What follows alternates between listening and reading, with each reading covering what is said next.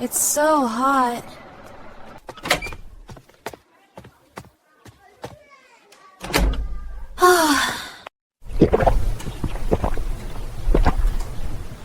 Mom, why is it so hot today? Because summers are getting hotter and longer than before, Aven. Mom, why are summers more hot and longer now? People cut trees to build roads and buildings. More vehicles make more smoke. But we don't plant enough trees back. Less trees mean less shade, less rain, and less natural cooling. The land absorbs more heat from the sun. This is called global warming. Okay, Mom. But we can help it get better. How, Mom? By planting more trees, we can help slow global warming.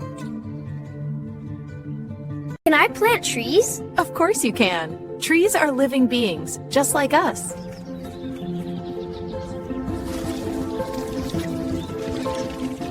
We did it!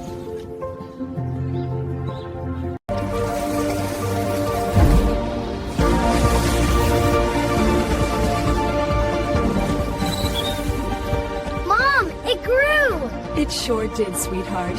All thanks to your care. It's our responsibility. Everyone should plant trees. Really? Really, small actions grow into big changes.